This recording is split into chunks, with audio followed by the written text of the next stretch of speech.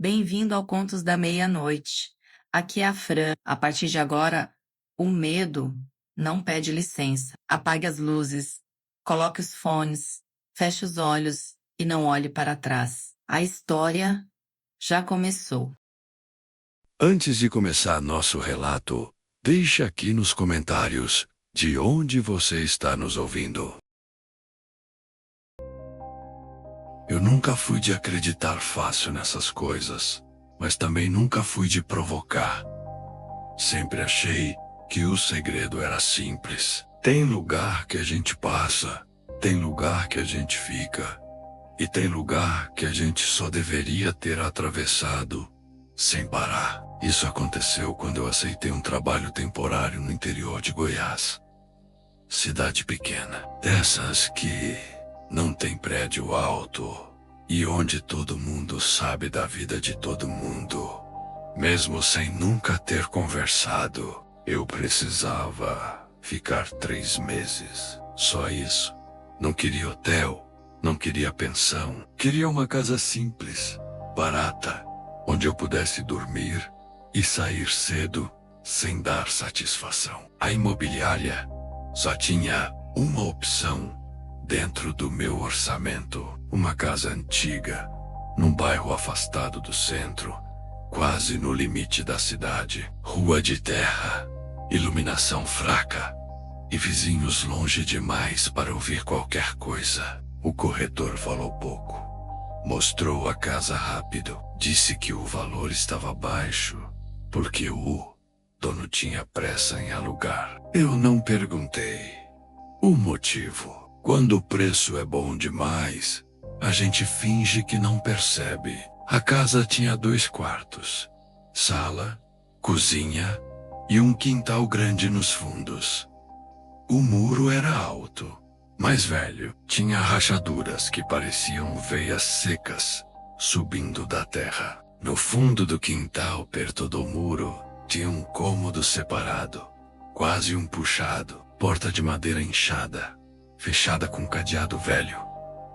O corretor disse que aquilo era só depósito. Eu assinei o contrato na mesma tarde e me mudei no dia seguinte. A primeira noite foi normal. Normal demais. Nenhum barulho estranho, nenhum incômodo. Só o silêncio pesado de cidade pequena. Depois das 10 da noite, na segunda noite, acordei com sede. Levantei meio grogue. Fui até a cozinha e abri a torneira. A água demorou a sair. Quando saiu, veio fraca, fazendo um barulho irregular, como se o cano estivesse cheio de ar. Enquanto eu bebia água, senti um cheiro estranho. Não era podre, não era mofo. Era um cheiro metálico, seco, que lembrava ferrugem molhada. Achei que fosse do encanamento antigo e voltei a dormir. Na terceira noite, acordei com um barulho no quintal. Não era passo, não era animal correndo. Era como se alguém estivesse mexendo na terra com cuidado, sem pressa, arrastando algo pesado bem devagar. Fiquei parado na cama, ouvindo. O som vinha do fundo, perto do depósito. O levantei, virei para o lado e forcei o sono. Na manhã seguinte, quando fui sair para o trabalho, percebi marcas no quintal. A terra, perto do muro, estava mexida. Não era buraco fundo. Era como se alguém tivesse revirado a superfície com as mãos. Ignorei. Cidade pequena tem muito bicho. Ou pelo menos foi isso que eu quis acreditar. Na quarta noite, o barulho voltou.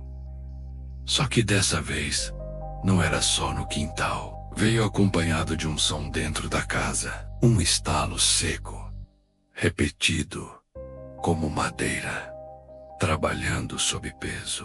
O estalo vinha do corredor que ligava os quartos. Levantei, acendi a luz e não vi nada fora do lugar. As portas estavam fechadas, como eu tinha deixado. Quando apaguei a luz e voltei para a cama, Ouvi de novo. Estalo. Pausa. Estalo. Como se alguém estivesse pisando devagar, testando o chão. Eu passei a dormir mal. Acordava várias vezes durante a noite, sempre com a sensação de que tinha alguém acordado junto comigo, mesmo com a casa vazia. No 6º dia, cheguei do trabalho e encontrei a porta do depósito aberta. Eu tinha certeza de que não tinha mexido nela. O cadeado estava pendurado, aberto, balançando levemente, como se tivesse sido solto há pouco tempo. Cheguei perto e senti o mesmo cheiro metálico da cozinha, só que mais forte. Dentro do depósito não tinha quase nada, só algumas ferramentas velhas, um balde rachado e um canto do chão mais escuro que o resto, como se estivesse sempre úmido. Fechei a porta e coloquei o cadeado de volta. Não tranquei com força. Apenas encaixei, mas para me convencer de que estava tudo sob controle.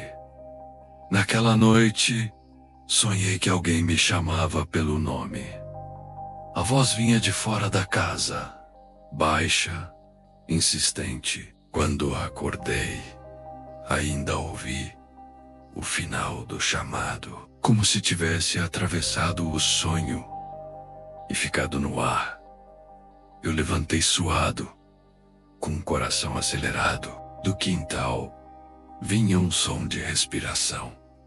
Não era ofegante, era profunda, lenta, como alguém parado, apenas esperando. Fui até a janela da sala e puxei a cortina devagar. A luz da rua mal alcançava o quintal. Mesmo assim, dava para ver uma silhueta perto do depósito. Não era uma pessoa definida. Parecia mais um recorte escuro contra a escuridão. Alto demais para estar curvado, imóvel demais para estar vivo. Eu fechei a cortina e dei 2 passos para trás. O som de respiração parou no mesmo instante. Na manhã seguinte, resolvi falar com o vizinho. A casa mais próxima ficava a uns 50 metros. Um senhor que ficava quase sempre sentado na varanda, olhando a rua. Perguntei se ele conhecia o histórico da casa. Ele me olhou por alguns segundos antes de responder. Disse que ali ninguém ficava muito tempo. Disse que a casa era antiga e já tinha sido dividida entre herdeiros. Disse que um deles morreu ali dentro, muitos anos atrás. Perguntei como morreu. O vizinho respondeu que ninguém sabia ao certo. Só sabiam que ele foi encontrado no depósito, com a porta trancada por dentro. Depois disso, a família tentou alugar a casa várias vezes.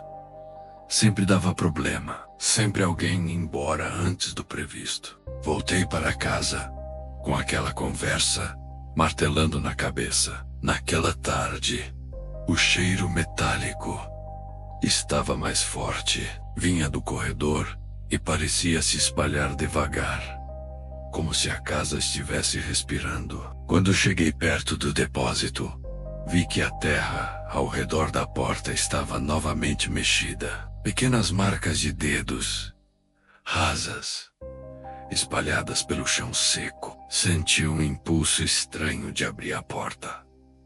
Não curiosidade, não coragem. Era como se alguém tivesse decidido por mim. Quando encostei a mão no cadeado, ouvi um estalo dentro do depósito. Um único som seco, como os do corredor. Afastei a mão na mesma hora. Naquela noite, o barulho começou cedo. Estalos, respiração, algo sendo arrastado no quintal. Tudo ao mesmo tempo, como se a casa tivesse perdido a paciência. Sentei na cama e fiquei olhando para a porta do quarto. A maçaneta mexeu. Não girou, apenas tremeu, de leve, como se alguém testasse. N, Oh, Memexi, a maçaneta parou. E logo depois ouvi passos no corredor.